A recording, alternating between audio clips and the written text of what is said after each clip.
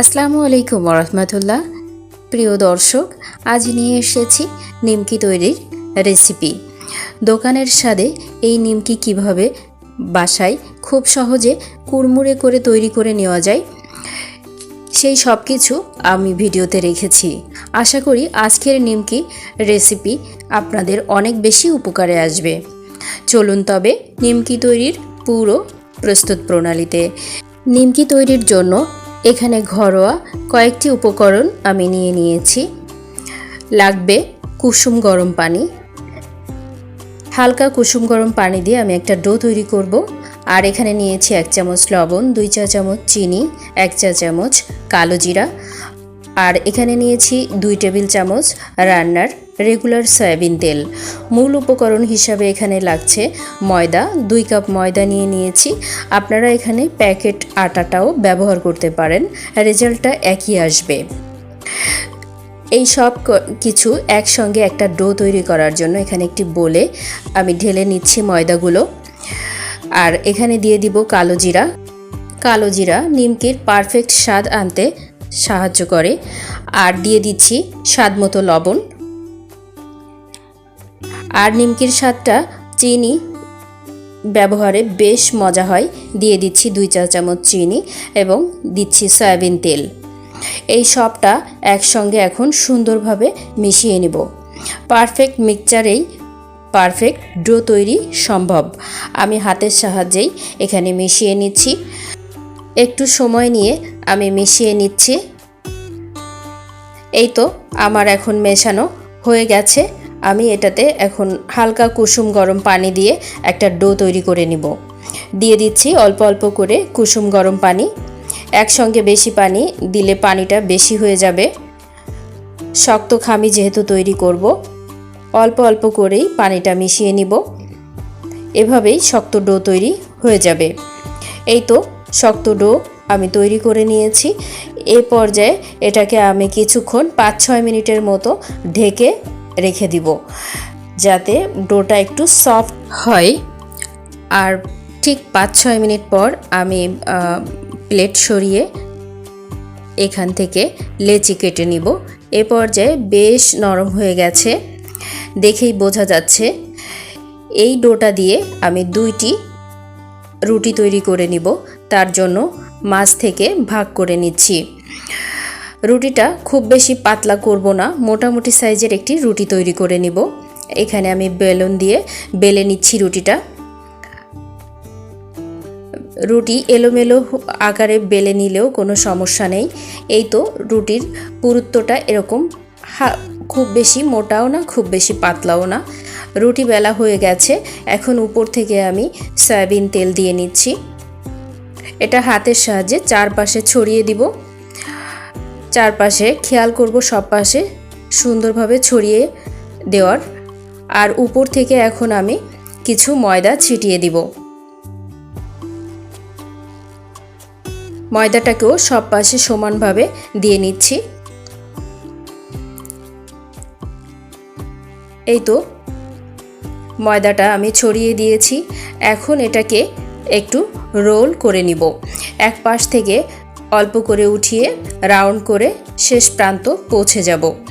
এভাবেই আমি রোল করে নিচ্ছি। এটাতে আমার নিমকির মাঝে বেশ লেয়ার তৈরি হবে। পাশটা একটু সিল করে দিচ্ছি। আর মাছটা বেশ একটু মোটা হয়েছে, এটাকে একটু সমান করে দিব হাতের সাহায্যে। এই তো হাতের সাহায্যে আমি সমান করে নিয়েছি। এখন একটা ছুরির সাহায্যে কেটে কেটে ছোট ছোট করে নিব। 2 প্রান্ত সরিয়ে রেখে এভাবেই কেটে নিচ্ছি। খুব সহজ একটি প্রসেস, চেষ্টা করলে খুব সহজে এটা তৈরি করা যায়। এই তো লেচিগুলো কাটা হয়ে গেছে। এখন এটাকে আমি একটু হাতের সাহায্যে সমান করে নিব। এই তো এভাবেই সবগুলো হাতের সাহায্যে আমি সমান করে নিচ্ছি। দেখতে থাকুন।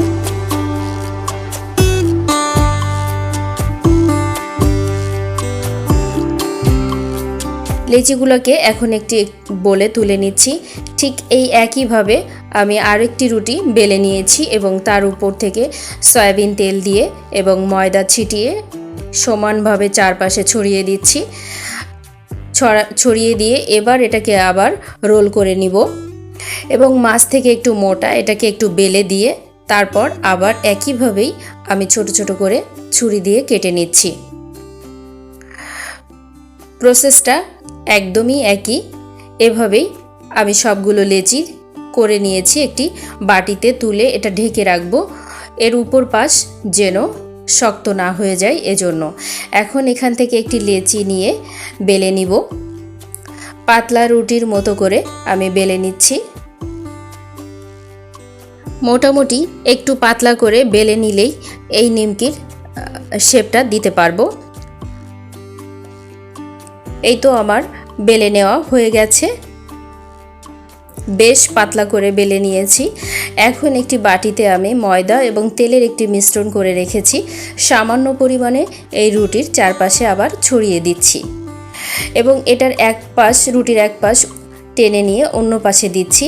এই তো 4 ভাঁজ করে দিয়েছি। এখন এটাতে একটু কাঁটা চামচ দিয়ে ছিদ্র করে দিব।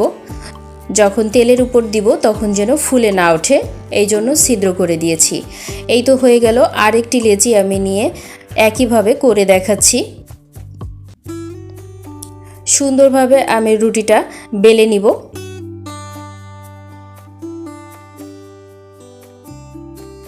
মোটামুটি আকারে রুটি বেলতে পারলেই হবে।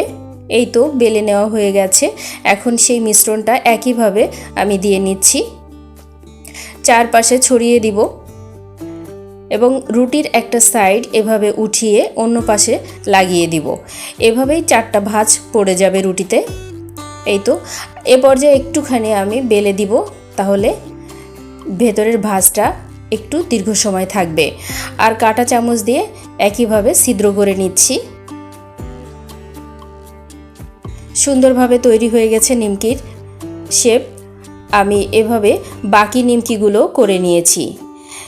এখন ভেজে নেওয়ার পালা। চুলায় একটি আমি কড়াই বসিয়ে দিয়েছি এবং তাতে পর্যাপ্ত পরিমাণে সয়াবিন তেল দিয়ে নিচ্ছি। চুলার আঁচ এ পর্যায়ে মিডিয়াম আঁচেই রেখেছি।